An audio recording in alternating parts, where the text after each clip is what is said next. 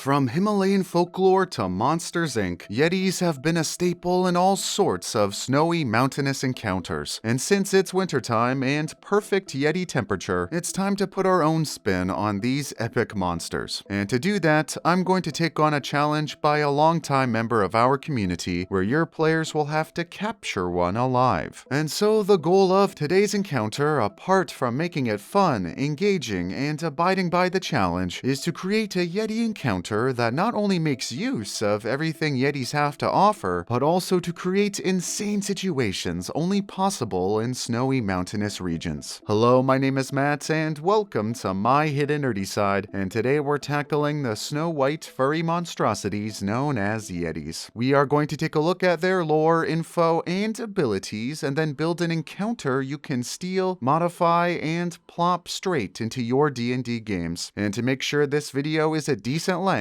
we'll only be pulling the Yeti lore, info, and abilities that exist in the Monster Manual, which can be found on pages 305 and 306. However, there will be one exception, as we will be taking a stat block from page 313 of Icewind Dale as well. So without further ado, let's take a look at Yetis. In Dungeons & Dragons, Yetis are massive, ape-like brutes who live in the mountains and other snowy climates. They are very impressive hunters who are said to be able to smell flesh from miles away, can climb and traverse through the mountains with relative ease, and have white fur that help them blend into their snowy surroundings. Yetis either usually hunt alone or in small groups, but because of their incredible sense of smell, they can pick up on creatures who are wounded and go after them to try and pick up the easy kill, which has led to many Yeti-on-Yeti fights, with the winner eating the target and the Yetis who lose. Another key feature Yetis have is their piercing, haunting howl, which some people have mistaken as the wailings of dead spirits in the mountains, while wiser folk deem it as a warning not to travel in that direction. Yetis tend to raid humanoid settlements and hunting grounds for food, but usually end up back in seclusion within the mountains. However, sneaky people sometimes take advantage of a Yeti scent and hunger by leaving bloody carcasses leading back to their enemies, and hoping the Yeti will kill them on their behalf. Now, when we jump over to their actions and abilities, there are two in the Monster Manual, and in Icewind Dale, there are also Yeti tykes. Yetis have advantage on perception checks using smell, advantage on stealth checks in snowy terrain, immunity to cold damage, and a fear of fire, which gives them disadvantage on attacks and ability checks if they take fire damage. Now, like I mentioned in my Oblex video, I love when creatures have very clear weaknesses players can exploit, but because fire damage is so completely everywhere in Dungeons & Dragons, homebrewing a few ways for the Yetis to combat this is definitely one way to go, and we'll go over one in just a bit. Other than that, they have a pretty low AC and can make 2 claw attacks and a chilling gaze attack per turn, and its chilling gaze is pretty decent since on a failed con save, the target takes cold damage and is paralyzed. However, once a player succeeds this save, they are immune to chilling gaze from all Yetis except abominable ones for 1 hour. So for maximum evil DM shenanigans, I'd recommend using its chilling gaze first and then use its claw attacks for that sweet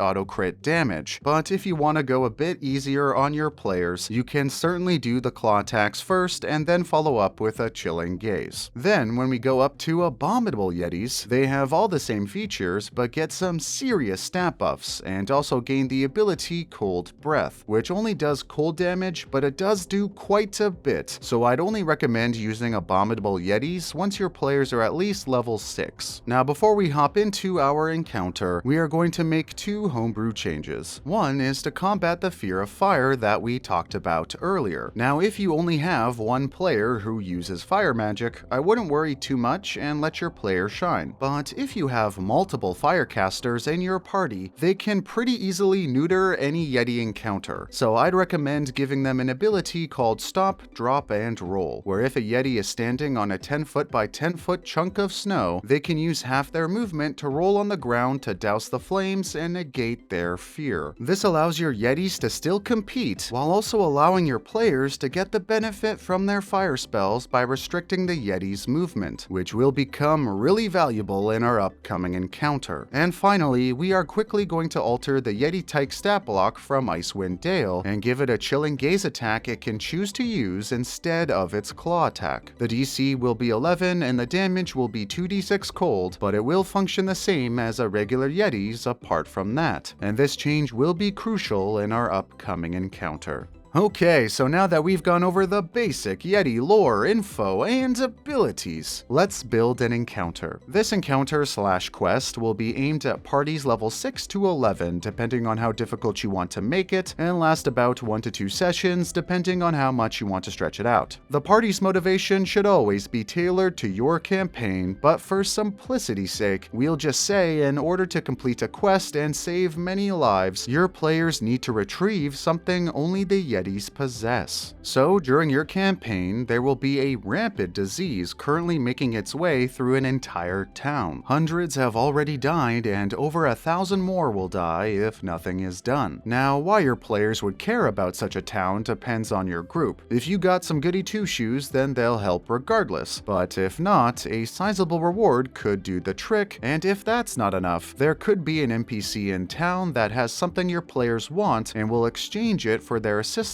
in defeating this disease. But whatever you decide, the NPC will need one key ingredient: a live Yeti. How come? Well, the biggest feature of our particular disease is it causes an intensely high fever, and essentially people die from overheating. Now, a wizard in the city can create a cure, but he needs a live Yeti he can, well, for lack of a better term, milk for their chilling gaze every hour on the hour until he has enough of its magical energy. You see, this wizard can harness the pure cold energy emitted from a Yeti's chilling gaze and use it medicinally so he can combat the high fever by creating a chilling poultice. Because once the fever is dealt with, the disease will pass after a few days with no other major problems, but sadly, the fever itself is too deadly to be ignored. However, your players will be in luck because there is in fact a mountain range where Yetis roam only a day or two from town. The problem is the town has already sent 2 parties to try and catch a Yeti, but they simply haven't returned because the Yetis are so dangerous. That being said, the town will provide your party with the Yeti basics upon request. For example, they are stealthy in snow, travel alone or in small groups, and all that jazz. This is for 3 reasons. 1, it rewards player initiative. 2, it helps your players piece together why some of the crazy shenanigans that will happen later are happening. And 3, it lets your players harness that knowledge to their advantage, which not only makes them feel smart, but it will definitely be useful since we are going to toss a lot at them. One last thing before your players go, the wizard will tell them that any size Yeti will do, whether it's a hulking behemoth or a teeny tiny Yeti tyke. So your party doesn't have to go through the trouble of having to somehow capture a 20-foot tall abominable Yeti or anything like that. But he will state once again the Yetis have to be caught alive, or else their eyes can't produce the cold magical energy. But anyways, your players will then head off to go save the day. Now, their journey there I wouldn't make too adventurous. You can toss some stuff in there if you want, but as I alluded to earlier, we are going to put your players through a gauntlet on their return. So your players will travel a couple of days into the mountains with relative ease. They will ascend up a snowy mountain, walking between some steep cliffs, and cross a river with icy blocks floating on it, which they'll have to jump on to get across. One thing to note is there will be large pieces of ripped off bark laying around. Just make sure to mention it in your description of the area, and you'll see why later. You can sprinkle in some harrowing noises from afar, plop some Yeti tracks or droppings or whatever to lead your players in some direction, or whatever else you choose. But after traveling for days, eventually your players will come across a small group of Yetis. And when I say small, I'm talking like 1 to 2 Yetis and 1 to 2 Yeti tykes. Really nothing major at all. And this will seem to be the perfect opportunity for your players to kidnap a Yeti tyke, tie it up, and haul it back. And it will be. Your players will very likely stomp this encounter, and that is more than okay. All that's important is at least one of your players gets wounded, because as we previously mentioned, all it takes is but a drop of blood for Yetis to start the hunt. This is when all the Yeti craziness begins. begins, as your players now have to backtrack the way they just came as Yetis come from all angles to try and gobble them up. The first encounter is the Ice Block River. However, instead of it just being a funny role-playing obstacle like before, it's now a freezing cold current that will start to sweep away any players who fail their acrobatics check from jumping on the slippery chunk of ice. A couple of players standing on a block, sure, but a couple of players and a big old Yeti, well, things will start to get dicey. Now, the first batch of Yetis will be from the same tribe as the Yeti tyke you captured, so their goal will be to retrieve their baby. However, after narrating the chase for a little bit, in the next encounter is where things get even spicier, because as your players run back in between the steep cliffs, both Yetis from the Tyke's tribe and Yetis from a different tribe will climb down from either side, and they'll start swinging at your players and each other, creating even more chaos. On top of that, because the other tribe's Yetis don't give a shit about the Yeti tyke your players are carrying, that tyke also becomes a juicy target to satisfy their hunger, adding yet another layer to the encounter. And finally, and admittingly this last one is a bit silly, but after your players start trekking down the massive mountainside, a group of Yetis, including an abominable Yeti for higher level parties, will gather at the top of the mountain. And at this point, they will all inhale and then exhale an incredibly loud wail that radiates aggressively throughout the mountains. And then the mountain will start to quiver, shake, and eventually snow will start to loosen up and cause an avalanche thousands of feet wide that will begin to descend upon your players. And guess what? The Yetis will be belly surfing down the avalanche at max speed, and eventually a gap in between two cliffs will emerge, and your players will have to jump the gap to safety. And this is where the loose pieces of bark I mentioned earlier come into play, because when the avalanche starts to fall, your players will be roughly 500 feet away from the gap, and using the avalanche rules from page 10 of Icewind Dale, if the avalanche starts 2,700 feet away from the gap and moves 300 feet when the initiative count hits 10 and 20, your players have 4.5 rounds to make it close enough to try and jump the gap. But if your players spot the pieces of bark, they can use them as sleds or surfboards to soar down the mountain, moving 60 feet per round, and if they do nothing but move forward, momentum can carry them an additional 60 feet. Now, if you did the math, you may realize 120 feet times 4 is only 480, so if your players have poor initiative, there is still a chance they may be caught by the avalanche. And also, if your players don't spot the sleds, they will be at quite a disadvantage. So if you're not in the business of wanting to bury your players alive, what are some other ways your players can make it out? Well, of course, they can make a series of athletics or acrobatics checks to allow them to exceed their physical limits and move faster than their original movement speed. Another way is them getting creative with their spells and abilities. For example, if someone uses Wall of Fire, maybe it melts some of the snow, reducing the amount of snow barreling toward them in a small area. Maybe they use Wall of Force to divert the snow in a small area. Maybe you can let them make a check with their spellcasting modifier to see if in the heat of the moment they can use Mold Earth to its maximum degree and create a small divot in the ground. This situation is a crazy one, so allow your players to use some crazy solutions. Also, if your players are using sleds, maybe you could place some really icy patches your players could use to move even faster down the hill, at the cost of needing to make an athletics or acrobatics check to make sure they don't bail. And finally, what about the trees on the hillside the avalanche takes down with it? Maybe if your players are about to be overrun by the avalanche, they can use the reaction as a last-ditch effort to grab onto a piece of debris to use as an impromptu sled. Whatever your players do, in the end, they will have to try and make it over the gap to safety. We'll say the DC is anywhere between 10 to 15, and they have advantage if they're using a sled. And this is also a great place to reward your players for their creativity by reducing the DC if they came up with creative solutions. I'd recommend around 2 to 4 Yetis and 3 to 5 Yeti tykes for the first 2 chase encounters per tribe, since the tribes will be fighting each other in the second encounter to help balance it out. Then for the final chase encounter, toss another 3 to 5 Yetis and then also an abominable Yeti for high-level parties. Of course, the Yetis riding the avalanche will also have to make the jump DC, and your your party will only have to deal with the ones who make it across. But with your players potentially using fire magic intelligently, chilling gazes paralyzing your players as they try to escape, Yetis fighting each other, and the avalanche kicker, your players will surely remember this encounter for a very long time.